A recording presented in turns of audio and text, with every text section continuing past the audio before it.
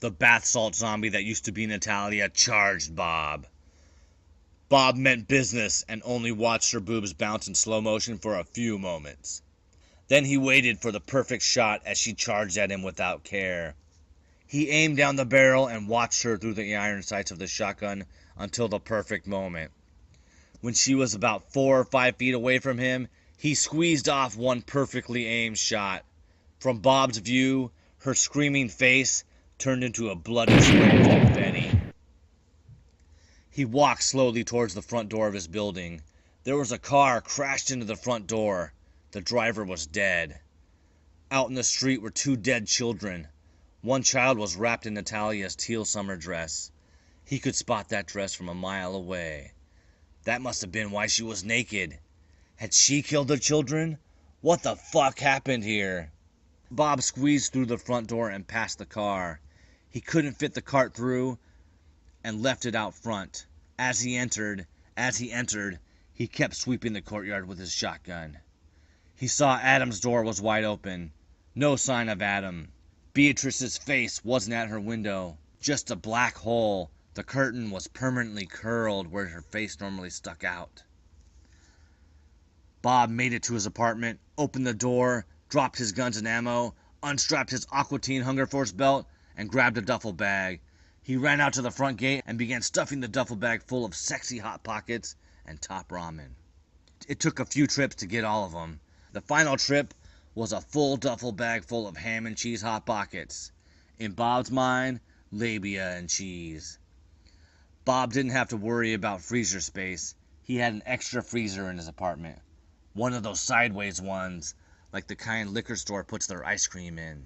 Bob barricaded the front door to his apartment by welding a big metal sheet over the door. Then he boarded up the windows. No one was getting fucking in. After that, Bob made a few Hot Pockets and sat down to watch the news. He watched the bath salt zombie apocalypse coverage for hours, laughing at all the chumps being murdered.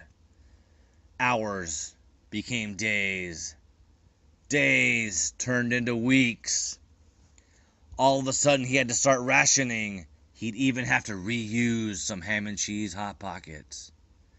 Every time he heated up one of those ham and cheese Hot Pockets, he would go to his favorite porn site like he always did.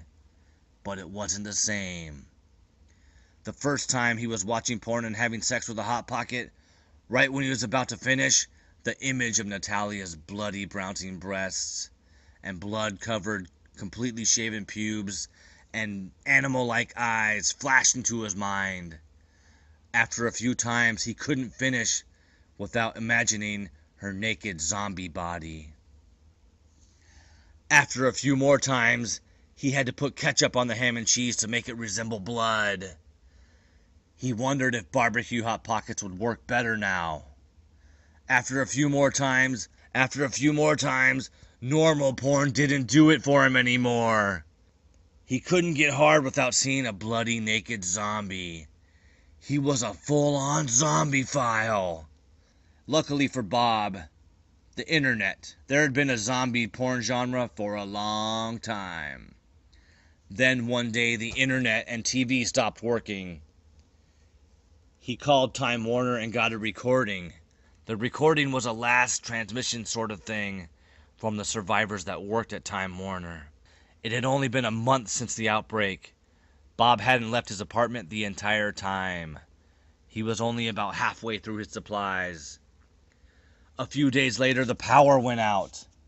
A few hours later, his phone died.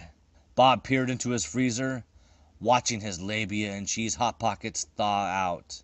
He could barely use them nowadays. Having to imagine a naked zombie attacking him to get a hard-on was like masturbating to a nightmare. The covers of the thawing out labia and cheese Hot Pockets bared their teeth and snapped at him, just like Natalia the bath salt zombie did. They were going to bite off his dick. The pile of trash in his apartment took up his entire bedroom. His zombie apocalypse plans didn't involve trash pickup.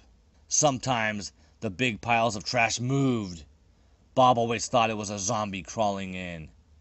He was starting to go crazy, imagining things. His guns looked at him, saying, "Use us."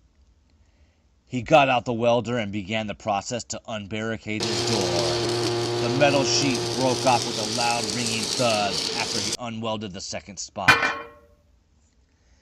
He hadn't heard a peep from his apartment complex for at least 2 weeks. He opened the door unarmed.